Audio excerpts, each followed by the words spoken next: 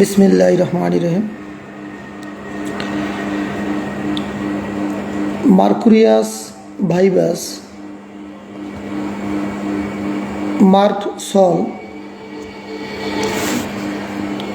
मार्कसল ওষুধটি স্থূলপারা হইতে প্রস্তুত করা হয়। আমাদের মেডিকায় যে কয়টি প্রথম শ্রেণীর পলিক্রেস্ট ওষুধ আছে তাদের মধ্যে অন্যতম। মার্কসলকে সিফিলিসের রাজা বলা হয়। ডাক্তার কেন্ট মার্কুরিয়াসকে মানব ব্যারোমিটার বলে অভিহিত করেছেন।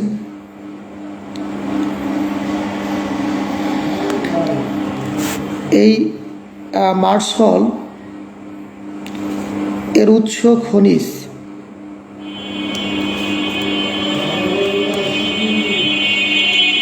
আমরা এর কমন নামগুলো যদি দেখি,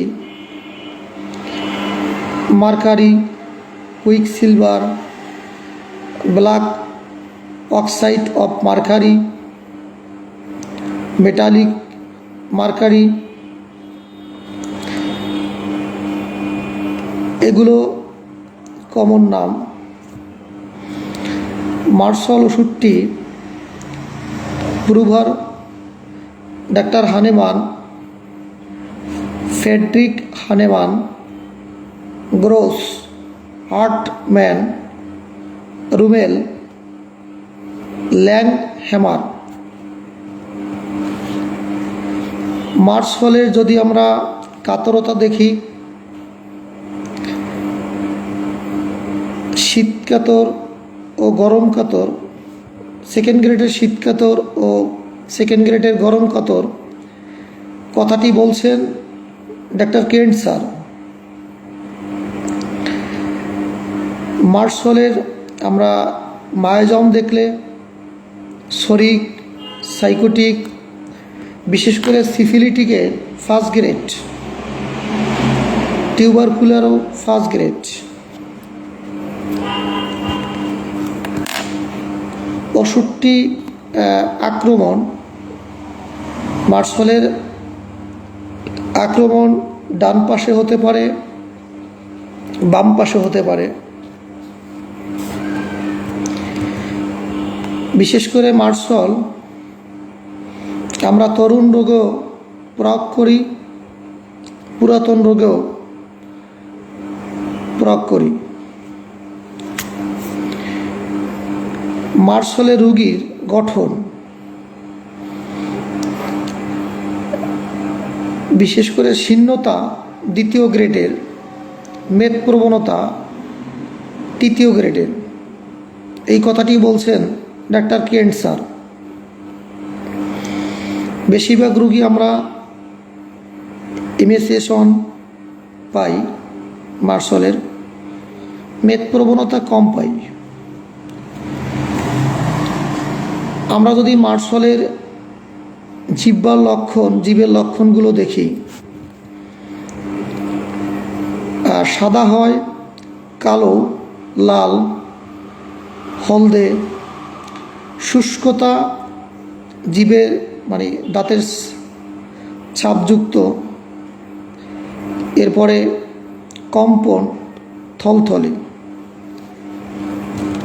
এই লক্ষণগুলো ফার্স্ট গ্রেড।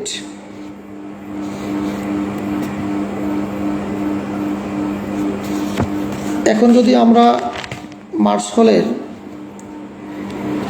কিছু নির্দেশক লক্ষণ দেখি, মার্শল একটি গুরুত্বপূর্ণ ওষুধ, পলিক্রেস্ট ওষুধ, এর অনেক লক্ষণ। আমরা কিছু লক্ষণ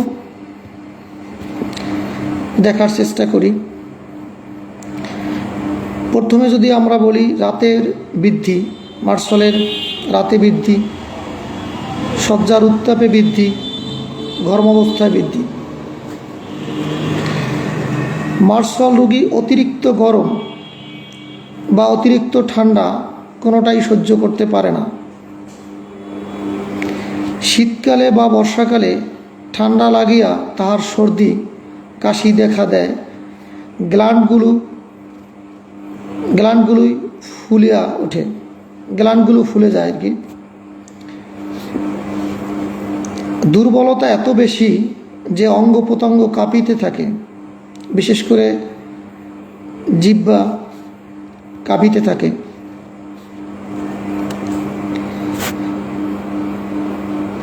দেহ হইতে নিঃশ্বাস হতে দুর্গন্ধ বার হয়, বিশেষ করে শ্বাস প্রশ্বাসও নিঃশ্বাস থেকে প্রচণ্ড দুর্গন্ধ বের হয়। মার্শলের সকল স্রাব দুর্গন্ধ। ব্যথার ক্ষেত্রে যত ব্যথা তত ঘাম, একটি গুরুত্বপূর্ণ লক্ষণ। যত ব্যথা তত ঘাম, যত ব্যথা তত শীত করে, আমরা পালসিটিলের মধ্যে পাই এই লক্ষণটি। আর যত ব্যথা তত ঘাম, এটি মার্শলের একটি গুরুত্বপূর্ণ লক্ষণ। নিদ্রাকালে মুখ হতে লালা নিঃসরণ ও খুব পরিমাণে খুবই বেশি, ঘুমের মধ্যে লালাস্রাব, বিশেষ করে বালিশ ভিজিয়ে যায়।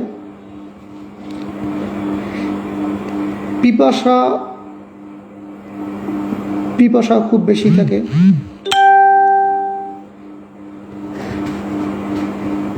এরপরে জিভটা সরস, বিশেষ করে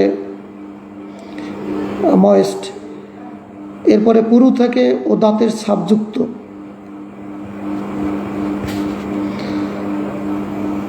দাঁতে ব্যথার ক্ষেত্রে মার্শল একটি গুরুত্বপূর্ণ লক্ষণ। অবশ্য অন্য লক্ষণগুলো আমাদের দেখতে হবে।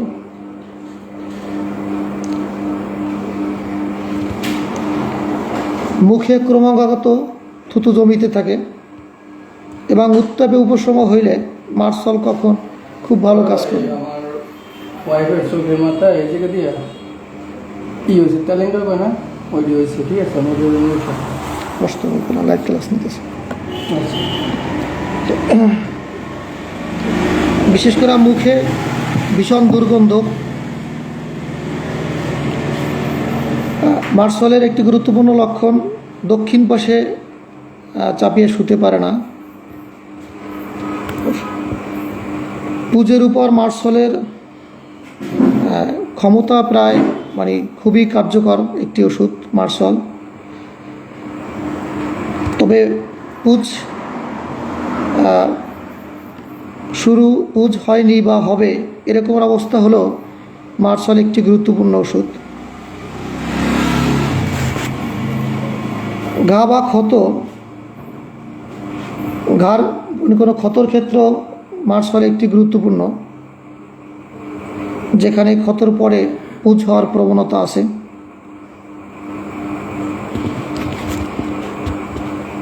মার্শলের বিশেষ করে কোনো প্রদাহ বা ক্ষত, উত্তাপ প্রয়োগে কি শীতল প্রয়োগে কোনোটাই উপশম হয় না। মার্শলে যদি আমরা আমাশয় দেখি, মল পিচ্ছিল, রক্ত মেশানো, সেই সাথে পেটে খামচানো, শুল বেদনা, মানে প্রচণ্ড ব্যথা করে পেটে,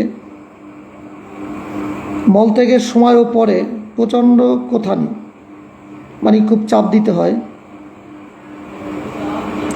আমরা জানি যে মার্শলের মলত্যাগ করতে গিয়ে অনেক সময় লাগে, মার্শলের রুগী অনেক সময় বসে থাকে। আর অ্যালোসক্রিটিনার মানে এলো আর গেল, মানে যাওয়ার সাথে সাথে খুব দ্রুতই মলত্যাগ হয়ে যায়, মার্শলের অনেক সময় লাগে। পায়ের তলায় ঘাম, বিশেষ করে মার্শলের পায়ের তলায় ঘামের কারণে পা ঘা হয়ে যায়। মার্শলের রোগী যতটা জল পান করে, মানে যতটা পানি পান করে, তার থেকে বেশি তার আপনার পিপাসা আর কি, মানে জল যে পান করে তার থেকে বেশি প্রস্রাবটা বারবার প্রস্রাব হয়। দেরি হবে, চলে যান আধা ঘন্টা। বালক বা বালিকার স্তনে দুধ,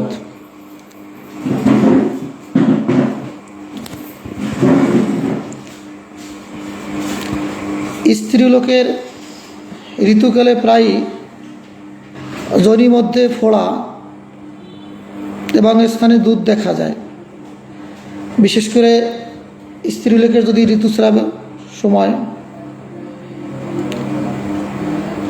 ঋতুস্রাবের সময় যদি যোনির মধ্যে ফোড়া হয় বা স্থানে দুধ দেখা যায়, এটা একটা মার্শলের গুরুত্বপূর্ণ লক্ষণ। অনেক সময় আমরা দেখি যে বালক বা বালিকার স্তনে দুধ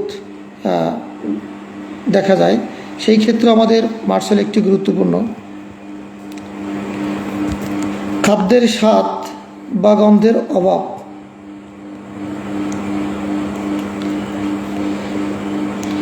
মার্শলে রোগীর হাত পা ফুলে যায়, আমরা যেটাকে শোথ, এই লক্ষণটিও মানে রক্ত স্বল্পতার কারণে হাত পা ফুলে যায়, হাত পা মুখ। মার্শলের ফোড়া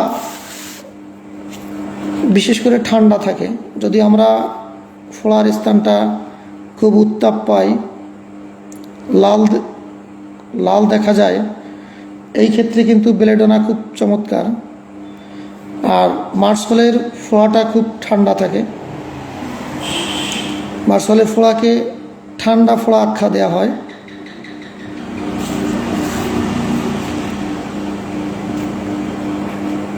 আমরা দাঁতের শীর্ষভাগ ক্ষয়ে যায়, গোড়া ঠিক থাকে।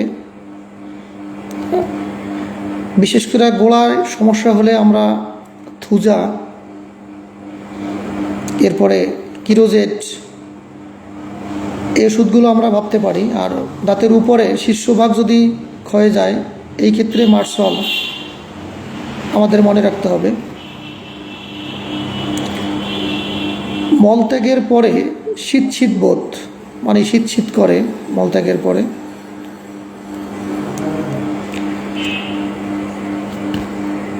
বিশেষ করে স্বপ্নদোষের ক্ষেত্রে যদি রাতে স্বপ্নদোষ হলে তাতে কাপড়ে রক্তের মতন দাগ পড়ে, যদি স্বপ্নদোষ হয় সেই ক্ষেত্রে আমরা কাপড়ে রক্তের মতন দাগ দেখা যায়।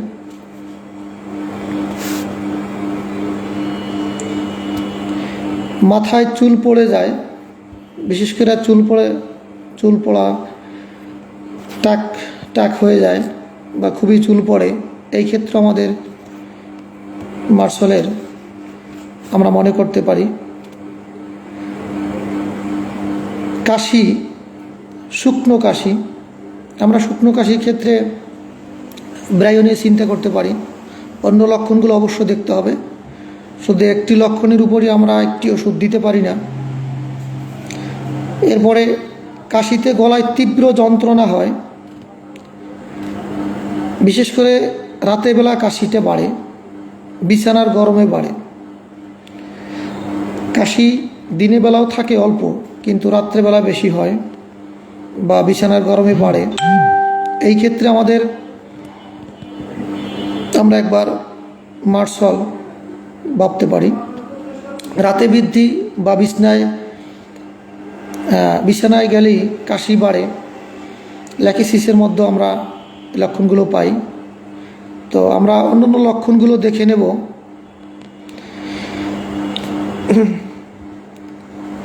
জরায়ু ও স্তনের ক্যান্সারে মার্সল একটি গুরুত্বপূর্ণ ওষুধ। অন্য লক্ষণগুলো অবশ্যই আমাদের দেখতে হবে। আমরা জরায়ু বা স্তনের ক্যান্সার পেলেই মার্সল দিব, বিষয়টা এরকমের নয়। অন্য লক্ষণগুলো আমাদের দেখতে হবে। বিশেষ করে ডাক্তার কেন্ট স্যার বলেন, হাতের কম্পন এমন হয় যে রুগী কোনো কিছু উত্তোলন করতে পারে না অথবা খেতে বা লিখতে পারে না। মার্সলের রুগীর অনেক সময় আমরা হাতে এত কম্পন পাই, হাত এতটা নড়ে যে কোনো কিছু লেখা বা হাত দিয়ে কোনো কিছু খাওয়া বা কোনো কিছু উত্তোলন করা তার পক্ষে খুব কষ্ট হয়ে যায়, অসম্ভব। এটা ডাক্তার কেন্ট স্যার বলছেন। তো আমরা যে লক্ষণগুলো দেখেছি, বিশেষ করে নির্দেশক লক্ষণ, আরও অনেক লক্ষণ আছে, আমরা সেগুলো দেখার চেষ্টা করব। এখন আমরা কিছু মানসিক লক্ষণ দেখি। যেমন মানসিক একক লক্ষণের মধ্যে একটি লক্ষণ আছে যে প্রতিবাদ করে তাকে হত্যা করার ইচ্ছা। মানে মার্সলের রুগীর সামনে যদি তার কথায় কেউ প্রতিবাদ করে, তাহলে সে তাকে হত্যা করার চেষ্টা করে। এই লক্ষণটা আমাদের কেন্ট রেপার্টরিতে 60 নম্বর পেজে আছে। 60 নম্বর পেজে এই লক্ষণটা আছে যে প্রতিবাদ করে তাকে হত্যা করার চেষ্টা করে। এটা একটি খুবই গুরুত্বপূর্ণ লক্ষণ, মানসিক একক লক্ষণ। এখন আমরা আরও অনেক একক লক্ষণ আছে, সেগুলো আমরা দেখব। আমরা মানসিক লক্ষণগুলো কিছু দেখি। মানসিক লক্ষণ অন্য শুধু থাকতে পারে, একক লক্ষণ নয়, এরকমের কিছু লক্ষণ। যেমন প্রচণ্ড অস্থির, বিশেষ করে ব্যস্ত ত্রস্ত ভাব, আত্মহত্যা করিতে চায়, খুন করিতে চায়, ক্রুদ্ধ ভাব, কথাবার্তায় ক্ষিপ্রতা, বোকা হাসি। এরপরে বিষণ্ণতা, পাগল হওয়ার ভয়, উন্মাদ অবস্থায় থুতু, গোবর, বিষ্ঠা, মানে খারাপ কিছুই তার খেতে ইচ্ছা, মানে তার ভালো লাগে, বিশেষ করে উন্মাদ অবস্থায়। মার্সলের রুগীর এত রাগ যে তার নিজের সন্তানকে আগুনে ফেলিয়ে দিতে তার বিবেকে বাধে না বা তার খারাপ লাগে না। রাগের সময় তার সন্তানকে আগুনেও ফেলিয়ে দিতে পারে, এতটা রাগ। আমরা আরও অনেক রাগের ওষুধ আছে, হিপারসাল, ক্যামোমিলা। আমরা জানি যে হিপারসাল, ক্যামোমিলা রুগী তো যখন রাগ হয় পরে কি হবে এটা চিন্তা না করে তার বিতর্ক করে, মানে ঝগড়া করে তার জিততেই হবে। কি হবে এগুলো তার ভাবার সময় নেই। তো ক্যামোমিলা, মার্সল, হিপারসাল এগুলো এদের খুবই রাগ। আরও অনেক ওষুধের মধ্যে আছে এরকম রাগ। বিশেষ করে সন্দেহপ্রবণ, মার্সল খুবই সন্দেহপ্রবণ, মানে খুব সন্দেহ হয়। আমরা সন্দেহের ওষুধ আরও অনেক আছে, বিশেষ করে ল্যাকেসিস খুব সন্দেহ করে। এরপরে আবেগপ্রবণ, এর মধ্যে আবার আবেগও আছে। অহংকারী, অত্যন্ত বদরাগী, যেমন আমরা পালসিটিলা দেখি কি নম্র ভদ্র, আর এখানে আমরা কি দেখি অত্যন্ত বদরাগী, মানে তার প্রচণ্ড রাগ এবং রাগগুলো তার যুক্তিসঙ্গত নয়। স্মৃতিশক্তি আবার দুর্বল, অন্যমনস্ক, এগুলো বিশেষ করে আমাদের মানসিক লক্ষণ। আরও অনেক লক্ষণ আছে, আমি কিছু গুরুত্বপূর্ণ নির্দেশক লক্ষণ, মানসিক লক্ষণ আপনাদের সামনে উপস্থাপন করলাম। বিশেষ করে মার্শালের যদি আমরা দেখি যে তার খাওয়ার ইচ্ছাটা যদি দেখি, ঠান্ডা পানি তার খুবই খাওয়ার ইচ্ছা। অনিচ্ছার মধ্যে আমরা মিষ্টি দেখি সেকেন্ড গ্রেডে, আবার ইচ্ছার মধ্যে থার্ড গ্রেডে মিষ্টি দেখি। অনেক সময় আমরা রোগীলিপি করতে গিয়ে মিষ্টি পছন্দ, মিষ্টি অপছন্দ, অনেক সময় ইচ্ছা অনিচ্ছা নিয়ে আমরা অনেক সময় খুব চিন্তিত হয়ে পড়ি। বিষয়টা এরকমের না, সব লক্ষণ আমরা রোগীলিপি করতে গিয়ে একটি ওষুধের সব লক্ষণ পাবো, বিষয়টা এরকমের নয়। অনেক আমরা 10টা লক্ষণের মধ্যে হয়তো 7টা লক্ষণ পেতে পাবো, হয়তো 3টা লক্ষণ নাও পেতে পারি, 3টা লক্ষণ নাও মিলতে পারে, এতে সমস্যা নেই। তবে আমাদের বেশিরভাগ লক্ষণগুলো দেখতে হবে।